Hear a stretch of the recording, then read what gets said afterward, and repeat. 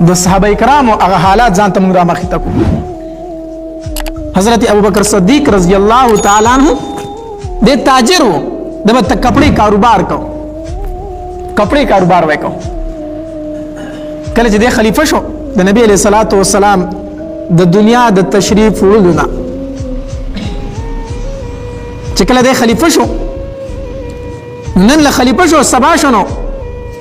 ابوبکر رضی الله تعالی عنہ خپل کپڑے خپل صادری په وګ باندې راغستي بازار ته روان دي. ابوبکر رضی الله تعالی عنہ عمر رضی الله تعالی عنہ مخې لورغه ابوبکر سکای ابوبکر سکای یسکو مزه ځان له کپڑے خرڅوم نو ویته چې د بادشاہ مسلمانانو بادشاہ شو امیر المؤمنین شو امیر المؤمنین شو نو ولګیړه او بچی می بس غواړي نه سبا خوري نه زه به ځان خپل کار کوم نه بادشاہ شو نو څه چلو شو. عمر رضی الله تعالی عنہ فرمایلی اخو ټیک ده اخو ټیک ده خو چې ته خپل تجارت کوي نو د مسلمانانو دا مسلې به څوک حل کوي ته به تجارت پسې وځي د دوی مسایل به څوک حل کوي نو یې څه چلو کما. عمر رضی الله تعالی عنہ فرمایل وی راځه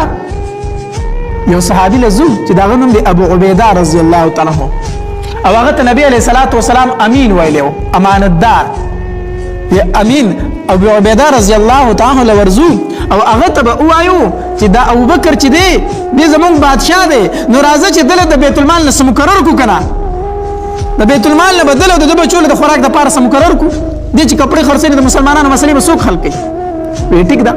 دا دواړه حضرات لاړو ابو عبیده رضی الله تعالی عنہ عمر رضی الله تعالی عنہ فرمایل وی ابو عبیده دا ته پته د ابوبکر پرون زمون بادشاہ شوی دی امیر المؤمنین شوی دی زمونږه دغه روان دی بازار ته کپڑے خرڅي موږ به دا مسلې څوک حل کوي نو دله د بیت المال له وظیفه مقرر کا. نو ابو عبیده رضی الله تعالی عنہ فرمایل وی ټیک ده وی د وظیفه د یو عام مهاجر صحابي پشان ده یو عام مهاجر صحابي ته چې کم شه د بیت المال نه ملاوي هغه ته ملاوي ګنو دا یو مهاجر صحابي دی نو وی ټیک ده. د ابوبکر رضی الله تعالی امیر المؤمنین دی د بیت المال نه دومره وظیفه دغه کور ته چې دی خوري د خزې خوري بس او بچي خوري دغه وظیفه د کور ته یو ورځ ورته بیبي وویل زما الوا تړ شوی دی اوس دا د مسلمانانو بادشاہ دی ښا دا خلیفہ وقت دی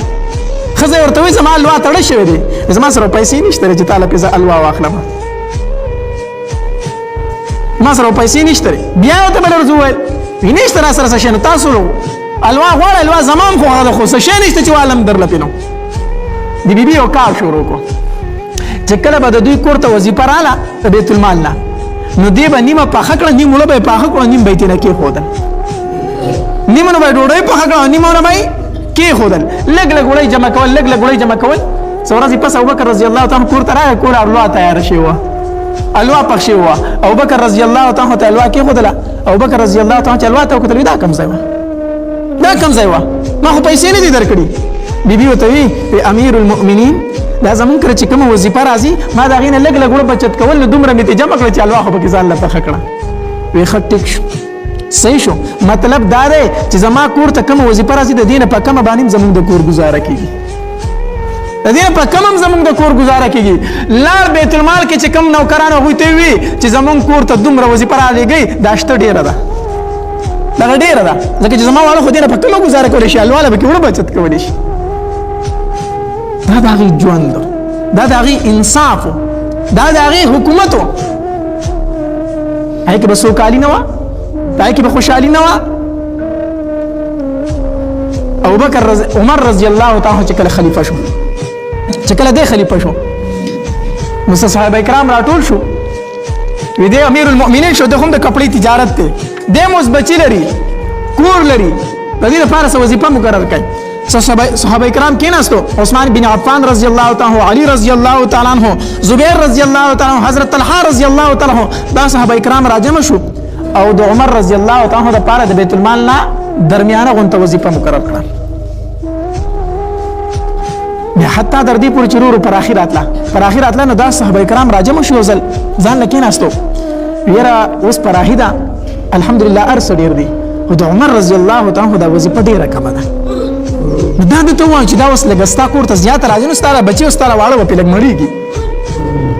دا سلای وکړه خو هغه ته به وایي څوک اوس ګوره کسان راټول شو بادشاه ته دا څوک نشي وایي ته خپل کور ته لږ شی زیات لېږه دا به عمر ته وایي څوک چې ته خپل کور ته وظیفه لږ ډېره لېږه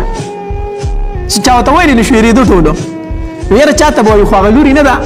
حفصه رضی الله تعالی عنها چې د نبي علیه السلام بیبي ده په امهات المؤمنین کې ده هغې ته به ووایو دا صحابه کرام لاړو حفصه رضی الله تعالی عنها فرمایل خپل بابا ته دې ووایه چې دا وظیفه لږ کور ته زیاته لېږه وسو چې دا واړی پې مړېږي او خیر دی اوس خو پر آخر راغلی ده خو زمونږ نومونه به ورته ګورې نه علي زمونږ نومونه به ورته نه علي حفصه رضی الله تعالی عنها چې لاړه کېناسته په یره یره باندې وی بابا زه څه کسانو رالېږلي یم صحابه کرامو او دې دپاره رالېږلي ما چې امیر المؤمنین ته ووایه چې کور ته لږ وظیفه زیاته لېږي چې دا واړی پې مړېږي چې دا خبره څنګه حفصه رضی الله تعالی عنها وکړه د عمر رضی الله تعالی عنه مخ مبارک سور شو د غصې نه سور شو وی حفصه دا درته ویلي چا دې کسان راته وښیه دا درته چا ویلي دي حفصه رضی الله تعالی عنها فرمایل وی بابا منع کړې یم منع کړې یم چې زموږ نومونه به نه علئ وی قسم په الله کو نومونه دې راته واخېست د مخ دا رنګونه به له بدل کړم په دې مخ کې به له نښې پرېږدم دوی دا خبره کوي چې عمر دې وظیفه کور ته زیاته لېږي دا راته ووایه ته د نبي علیه صلات وسلام بیبي زما لورې ته د هغه بیبي پاتې شوي یې دا راته ووایه چې د نبي علیه السلام بهترین لباس کم یو وي بابا صرف دوه جوړې وي دوه جوړې وي چې د جمعې مانځه ته به یې اغوستي او د بار نه به چېرته وفد راغی نو هغه جوړه به یې واغوستله وي د نبي علیه السلام بهترین خوراک څه و وي د وربشو ډوډۍ د وربشو ډوډۍ صرف یو ځل خو غوړه ډوډۍ خوړلې وه چې هغه هم په شلوم باندې مونږ غوړه کړې وه چې هغه نبي علیه صلات وسلام په خپله مبارک وخوړه دا د نبی علیه صلات وسلام بهترین خوراک و الله وی نبی علیه صلات وسلام بهترینه بستره کومه وه وی بابا صرف یو څادر و د ټاټ یو د ټاټ څادر و چې نبی علیه السلام به ځان ته څلور بغریزه کو په ګرمۍ کې نو په هغې به اوده کېدو او چې کله به یې جمع شو نو بیا به یې دوه بغریزه غوړه وه نوره ټوټه به یې ځان د پاسه راړوله نیم به یې ځان ته لاندې وغوړو نیم به یې ځان د پاسه کو دا د نبی علیه صلات وسلام بستره وه حفصه زما پیغمبر داسې ژوند تیر کړی دی زما محبوب داسې ژوند تیر کړی او ما ته زما دوستان وایي چې ستا کور ته وظیفه زیاته درشي حفصه زما او زما د محبوب او زما د ملګري ابوبکر مثال د دریو ملګرو دی د دریو مسافرو دی موږ درې مسافرو په لاره باندې تېرېدو